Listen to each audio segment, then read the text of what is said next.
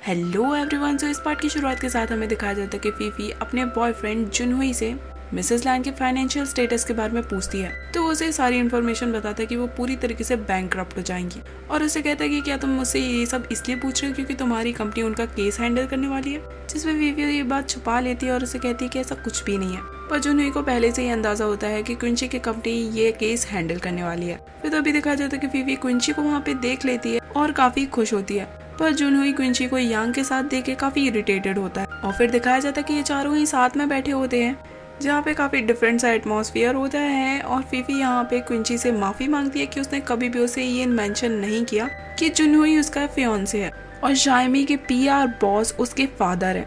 ये जानने के बाद क्विंची उससे कहती है कि आखिर तुमने अपने आप को इतना लो प्रोफाइल कैसे रखा, तो फीफी उसे किसी से भी ये बात बताने के लिए मना करती है।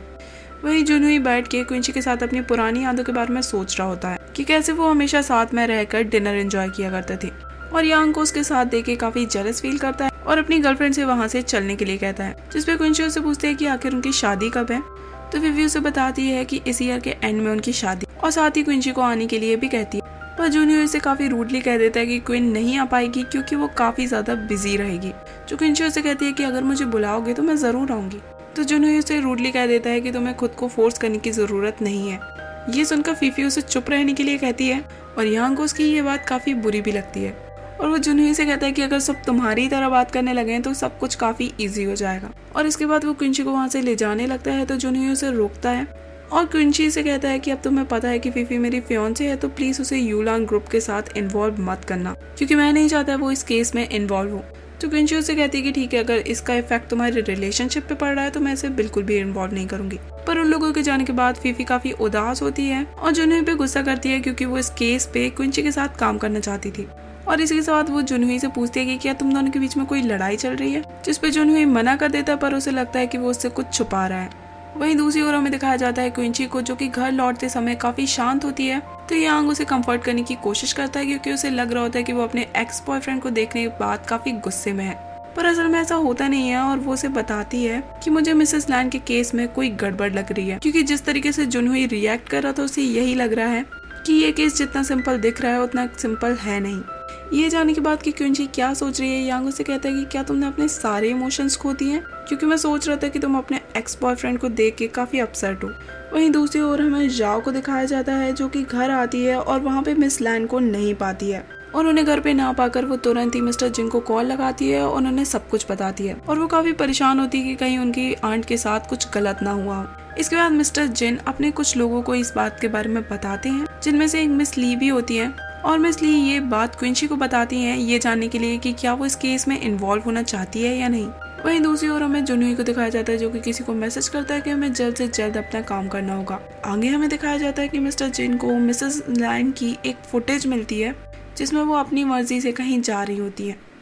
ये देखकर मिस्टर जिन जाओ से कहते हैं कि उनका एक्सीडेंट या किडनैप नहीं हुआ है, वो अपनी मर्जी से किसी से मिलने के लिए गई हैं। वहीं दूसरी तरफ हमें क्विंची को दिखाया जाता है और यांग उससे कहता है कि वो आधी रात को छिपकर किससे मिलने जा सकती है, ऑफ कोर्स अपने हस्बैंड से, और उसे बताता है कि 20 मिनट पहले एक फ्लाइट भी लैंड हुई है और शायद वो उन्हें एयरपोर्ट पे ही मिल जाए। इसके बाद वो सीधा एयरपोर्ट पहुंचते हैं जहाँ पे उन्हें मिसेस लैन मिल जाती है। वो वहाँ पे अपने हस्बैंड का अब्रॉड से आने का वेट कर रही होती है। ये देखने के बाद क्विंची सभी को इन्फॉर्म कर देती है मैसेज के थ्रू कि उन्हें मिसेस लैन मिल चुकी है और खुद भी मिसेस लैन के साथ बैठकर उनके हस्बैंड के आने का वेट कर रही होती है। पर फ्लाइट को लैंड हुए 1 घंटा हो जाता है और उनके हस्बैंड नहीं आते हैं, जिसके बाद मिसेस लैन काफी इमोशनल हो जाती हैं, जिसपे क्विंची उनसे कहती है कि आपने मुझसे एक बार कहा था कि हमें एक इंडिपेंडेंट वुमन बनने की जरूरत नहीं है, पर मेरा मानना है कि हाउस वाइफ और इंडिपेंडेंट वुमन सिर्फ आइडेंटिटीज होती है और असलियत में औरत भी एक ह्यूमन ही होती है और इसे किसी और के लिए अपने सपने छोड़ने की बिल्कुल भी जरूरत नहीं है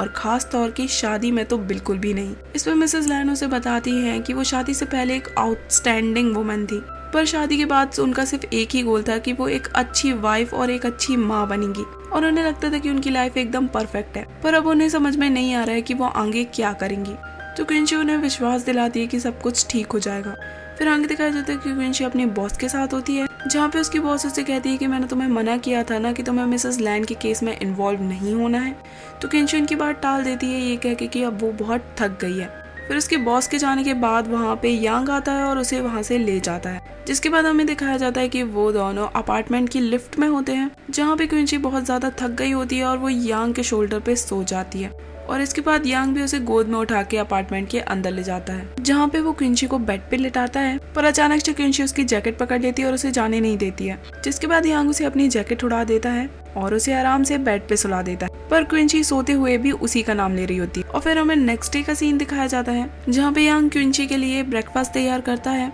और यहाँ पे वो उसे समझा रहा होता है कि उसे अपने काम के साथ साथ अपने सोने और खाने का भी ध्यान रखना चाहिए, क्योंकि सभी लोग एक अच्छी जिंदगी जीने के लिए काम करते हैं। तो क्विंची उसे कहती है कि मैं अपने काम के प्रति बहुत पैशनेट हूँ।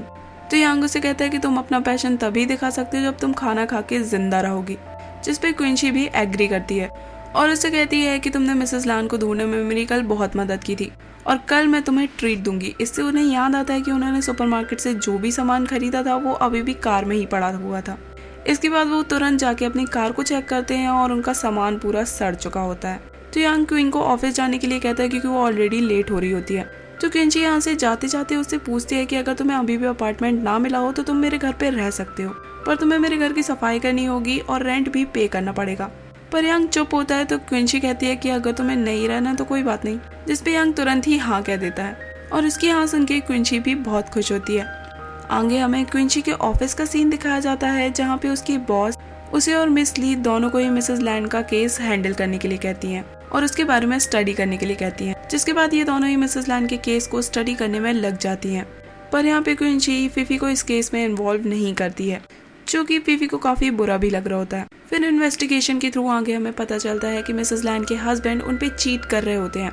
वो अब्रॉड में अपने सन की ट्यूटर के साथ टाइम स्पेंड कर रहे होते हैं। ये फोटो क्विंची जाओ को दिखाती है और उसे ये देख के काफी गुस्सा आता है कि यहाँ पे उसकी आंट ऑलमोस्ट मरने की हालात में है और वहाँ पे उनका पति उन्हें इतने मुश्किल भरे दौर में छोड़ के उन्हें चीट कर रहा है। यहाँ पे मिस जाओ ये बात मिसेस लैंड को बताने के लिए मना करती है कि उनका हस्बैंड उन्हें चीट कर रहा है। वहीं दूसरी तरफ हमें जुनहुई को दिखाया जाता है, जो कि इसी केस के ऊपर स्टडी कर रहा होता है। वो कैसे भी करके मिसेस लैंड के डिवोर्स केस को रोकने की कोशिश कर रहा था, क्योंकि अगर ये डिवोर्स हो जाएगा तो मिसेस लैंड अपने मैरिटल एसेट्स बचा सकती है, जिसके बाद सिर्फ कंपनी और उसके एसेट्स को ही सीज किया जाएगा। आगे हमें दिखाया जाता है कि मिस ली क्विंची से पूछती है कि क्या आप सच में ये केस को टेक ओवर करने वाली हैं, क्योंकि आप ऑलमोस्ट 11th फ्लोर में शामिल होने वाली थी और मुझे डर है कि ये केस आपके प्रमोशन को इफेक्ट कर सकता है। जिस पे क्विंची उसे कहती है कि इस केस का प्रमोशन से क्या लेना देना है और अगर ऐसा कुछ होता है तो सबसे ज्यादा खुशी तो तुम्हें ही होगी। आगे हमें मिमी और वेन्यू को दिखाया जाता है, जो कि काफी खुश होते हैं एक साथ, और वेन्यू अब काम पे भी जाने लगा था। जहाँ पे बातों ही बातों में मिमी वेन्यू को बता देती है कि क्विंची का अब बॉयफ्रेंड है और वो जल्द ही शादी भी करने वाली है। ये सुन के वेन्यू काफी शॉक्ड होता है, क्योंकि उसने सोचा था कि क्विंची हमेशा कुंवारी ही रहेगी। वहीं दूसरी ओर हमें यांग को दिखाया जाता है, जो कि अपने एक फाइनेंस ग्रुप के मेंबर को हॉस्पिटल में दोबारा से देखने जाता है और यहाँ पे वो कुछ डेट कलेक्टर्स को भी देखता है और उसके ग्रुप का वो मेंबर उसे बताता है कि ओलान ग्रुप कंपनी की मिसेस लान जल्द ही डिवोर्स लेने वाली हैं। ये सुन के यांग काफी ज्यादा शॉक्ड होता है, क्योंकि अभी तक ये बात मार्केट में किसी को भी पता नहीं होती है और वो उससे पूछता है कि आखिर उसे ये बात कैसे पता चली। तो वो यांग को बताता है कि ये बात उसे डेट कलेक्टर से ही पता चली, जिसके बाद यांग जल्दबाजी में अपने घर जाता है और वहाँ से कुछ लेकर वापस आ जाता है। आगे हमें दिखाया जाता है कि इन्वेस्टिगेशन के दौरान क्विंची को ये समझ में आ जाता है कि ये बहुत ही बड़ा ट्रैप है, जिसमें मिसेस लैंड को फंसाया जा रहा था। फिर हमें फीफी को दिखाया जाता है, जो कि काफी उदास होती है और अपने बॉयफ्रेंड जुनहुई को कॉल करके उसे पिकअप करने के लिए बुलाती है, पर जुनहुई उसे अभी टैक्सी से जाने के लिए कहता है क्योंकि उसे इम्पोर्टेंट काम होता है। आगे हमें दिखाया जाता है कि जुनहुई क्विंची से मिलने के लिए उसके ऑफिस में आया होता है, क्योंकि उसे मिस लैंड की कंपनी के बारे में कुछ डिस्कशन करना होता है। वो क्विंची को कॉल करके इन्फॉर्म करता है और क्विंची उससे मिलने के लिए मान जाती है और उसे वेट करने के लिए कहती है। जब क्विंची वापस मीटिंग रूम में जाती है तो वहाँ पे उसे पता चलता है कि उसके लिए नाम से कोई पार्सल आया था और उसमें काफी बेहुदा चीजें लिखी होती हैं क्विंची के लिए, और साथ ही उस पार्सल से मरे चूहों की महक आ रही होती है, जिसके बाद वो तुरंत उस पार्सल को अलग कर देते हैं। फिर तभी क्विंची के पास यांग का कॉल भी आता है, जो कि उसे बताता है कि आज वो उसे ऑफिस से पिक करेगा।